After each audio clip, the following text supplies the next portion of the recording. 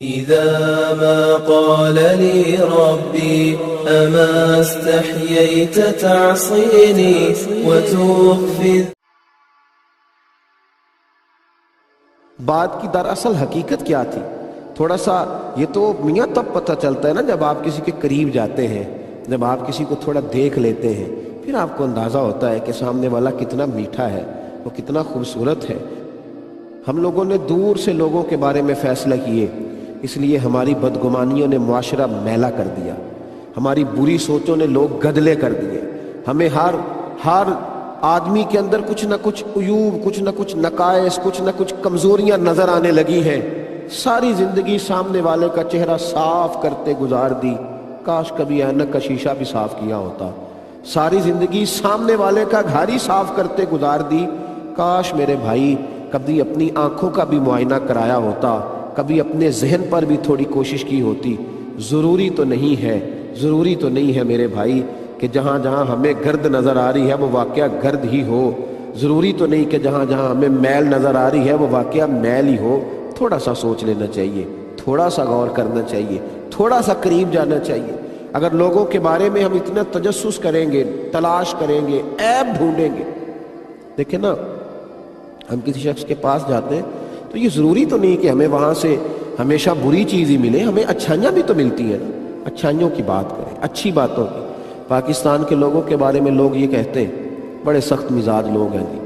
ہمارے ملک میں تو معاذ اللہ نفسا نفسی ہے، کوئی کسی کو پوچھتا نہیں ہے، کوئی ایسا نہیں ہے جو کسی کی داد رسی کرے.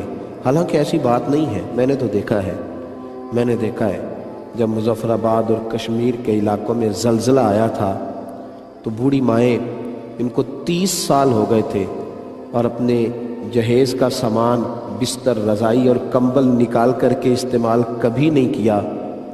ان بزرگوں نے وہ والی رضائیاں بھی نکال کر کے زلزلہ زدگان کو دے دی. وہ بیٹیاں، وہ بچیاں جنہوں نے سلائی مشین پر بیٹھ کر کے اپنا جہیز خود بنایا تھا اور کئی سال بیت گئے تھے انہیں محنت کرتے، مزدوری کرتے، جد و جہد کرتے، پھر انہوں نے 10، 20، 50 روپے جمع کر کے اپنا جہیز بنایا تھا. لیکن جب انہیں پتہ چلا کہ کچھ علاقوں میں سیلاب آ گئے ہیں، وہاں لوگ بے گھر ہو گئے ہیں، وہاں کچھ مائیں ہوتی ہیں جنہیں اپنے بچوں کے لیے سامان کی ضرورت ہے، تو وہ بیٹیاں جنہوں نے کئی سال لگا کے محنت کر کے جہیز بنایا تھا، انہوں نے بغیر کسی دیر کے وہ سارا ان میں بانٹ دیا. میں نے تو آج بھی دیکھا ہے کہ گاؤں کے کسی ایک بزرگ کو، محلے کی کسی ایک بوڑھی اماں کو ایک خون کی بوتل کی ضرورت ہوتی ہے اور 11 نوجوان گلی میں کھڑے ہوتے ہیں. ہم حاضر ہیں. کیا آج مشائخ کی خانقاہیں آباد نہیں ہیں؟ مدارس میں لوگوں کا آنا جانا نہیں ہے؟ کیا اتنی بڑی مساجد لوگوں کے بغیر تعاون کے تعمیر ہو رہی ہیں؟ کیا اتنے وسیع و عریض لنگر خانے بغیر کسی کے دینے سے معرض وجود میں آ گئے؟ لوگ محبت کرتے ہیں، اچھی سوچ رکھتے ہیں، ہمارے معاشرے میں خیر ہے. آج بھی لوگ ایک دوسرے کے ساتھ محبت کرتے ہیں، پیار کا رشتہ رکھتے ہیں، یہ سارا کچھ ہے. تو باتیں آگے جا رہی ہیں. اگر معاشرے سے خیر ختم ہو جائے تو یہ حسن، یہ پیار، یہ محبت، یہ سارا مٹ جاتا ہے. اچھی، مثبت اور میٹھی سوچ رکھیں، خوبصورت سوچ اپنے دلوں میں پیدا کریں. حضرت بشر حافی رحمۃ اللہ علیہ بغداد میں رہا کرتے تھے تو سارا شہر آپ کی عزت کرتا تھا، سارا شہر پیار کرتا. کچھ لوگوں کا مزاج ہوتا ہے، وہ کہتے ہیں ہاں سب لوگ ٹھیک ہے لیکن مجھے نا وہ پیر صاحب ہنستے نہیں صحیح، وہ نہ مسکرائے نہیں ٹھیک، وہ فلاں جگہ وہ آئے تھے تو وہ نکل جلدی گئے تھے. تو وہ ایک آدھ بات لے کے بیچارہ ساری زندگی فیض سے بھی دور رہتا ہے، کرم سے بھی دور رہتا ہے، دعا سے بھی دور رہتا ہے، بہت ساری چیزوں سے لوگ دور رہتے ہیں. حضرت بشر حافی رحمۃ اللہ تعالیٰ علیہ کی سارا بغداد عزت کرتا تھا، سارا شہر ان سے پیار کرتا تھا، سب لوگ ان کی گن گاتے تھے. اور اللہ نے انہیں یہ اعزاز دیا، جب اللہ کسی شخص سے محبت کرتا ہے تو اپنی مخلوق کے دلوں میں اس کی محبت پیدا فرما دیتا ہے. ان الذین آمنوا وعملوا الصالحات سیجعل لهم الرحمن ودا. اللہ فرماتے ہیں بے شک جو ایمان لانے کے بعد اچھے عمل کرے گا، رحمان لوگوں کے دلوں میں اس کی محبت پیدا فرما دے گا.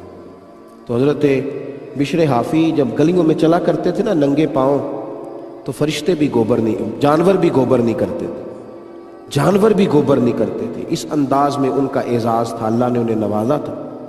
ایک تاجر تھا بغداد کا، وہ کہتا سارا شہر پیار کرتا تھا جناب بشر حافی سے، پر مجھے نہیں اچھے لگتے تھے. بھئی آپ کو کیوں نہیں اچھے لگتے؟ کہنے لگا جمعے والے دن نا فرض کی نماز پڑھتے اور جلدی جلدی نکل جایا کرتے تھے. فرض نماز پڑھتے تھے اور نکل جاتے تھے. بھئی فرض نماز ہی جماعت کے ساتھ پڑھنا ضروری ہے، باقی اگر کوئی اپنے گھر میں جا کر کے پڑھتا ہے تو اس پر کوئی آدمی شکوہ نہیں کر سکتا، نہ کرنا چاہیے. کہتا جی وہ جلدی چلے جاتے تھے بس اس ایک بات کی وجہ سے. اس طرح کے بہت سارے لوگ ہیں جو ایک بدگمانی کی وجہ سے سارے کا سارا شیشہ ہی گدلا کر دیتے ہیں. تو کہتے ہیں کہ لوگ مجھے سمجھاتے کہ حضرت بشر حافی بڑے نیک آدمی ہیں، پر میری سمجھ میں بات نہیں آتی تھی. ایک دن میں نے فیصلہ کیا کہ میں دیکھوں گا کہ حضرت جمعے والے دن جاتے کہاں ہیں. میں نے جمعے کی نماز حضرت کے ساتھ پڑھی، اور جب فرض پڑھ کے حضرت بشر حافی باہر نکلے تو میں بھی پیچھے ہو لیا. فرماتے ہیں حضرت ایک نان بائی کی دکان پہ گئے اور نان خریدے تو میں نے ایک بدگمانی کی. میں نے کہا اوہو، پیر صاحب کو، مولانا صاحب کو بھوک نے ستایا تھا، اس لیے ابھی نہ سنن ادا کیے اور نہ نوافل پڑھے اور یہاں آ گئے کھانا کھانے. پھر وہاں سے وہ نکلے اور انہوں نے جا کر کے کچھ کباب خریدے تو میں نے کہا کہ دیکھو ان کی عمر دیکھو اور ذائقہ دیکھو. اور پھر قریب جا کے انہوں نے ایک جگہ سے فالودہ بھی خریدا. میں نے کہا دیکھیں پیر صاحب لوگوں کو قناعت کا درس دیتے ہیں اور خود کس کس ذائقے سے ایک وقت کا کھانا کھاتے ہیں. بدگمانی پہ بدگمانی، بری سوچ پر بری سوچ میں کیے جا رہا تھا. کہتے ہیں یہ سامان جمع کر کے تو حضرت جنگل کی طرف بڑھے، اور جنگل سے ذرا سا گزرے تو ایک کچی بستی شروع ہوئی. ایک کچے مکان کا ٹاٹ کا پردہ اور لکڑی کا دروازہ باہر سے بند تھا. جناب بشر حافی نے اس کو کھولا اور کہتے ہیں کہ میں سوراخ سے دیکھ رہا تھا کہ ایک ضعیف، بیمار اور فالج زدہ بزرگ چارپائی پہ لیٹے تھے. جناب بشر حافی آگے بڑھے تو ان کے منہ سے پانی اور رطوبتیں نکل نکل کے ان کی داڑھی کو بھگو رہی. حضرت دوڑ کے آگے بڑھے، پہلے انہیں سیدھا کیا، پھر مٹکے سے پانی پیالے میں ڈالا اور پھر اپنا امامہ کھول کر، پگڑی کھول کر اس کا پلو پانی میں بھگو کر اس بزرگ کا منہ دھویا.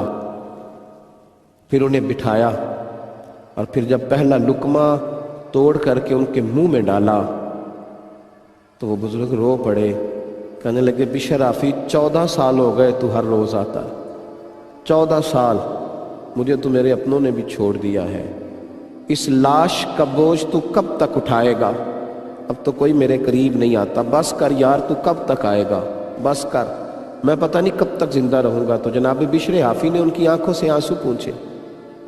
پھر دوسرا لقمہ ڈالا اور کہنے لگے آج کے بعد نہ کہیے گا، بلکہ آپ مجھے معاف کر دیں، مجھے ذرا دیر ہو گئی آج آنے میں، آج جمعہ تھا، ابھی تو میں نے سنتیں اور نفل بھی پڑھنے ہیں. تو یہ کھانا کھائیں اور پھر فرمانے لگے سارا شہر میری قدر کرتا ہے، میں گلیوں سے گزرتا ہوں تو جانور بھی گوبر نہیں کرتے، جانور بھی پیشاب نہیں کرتے. فرمانے لگے یہ میرے اوپر جو میرے رب کا فضل اور احسان ہے تو چلوں اور وظیفوں کی وجہ سے نہیں ہے. میں آپ کے ساتھ اچھا سلوک کرتا ہوں تو اللہ نے مخلوق کے دلوں میں میری محبت پیدا فرما دی.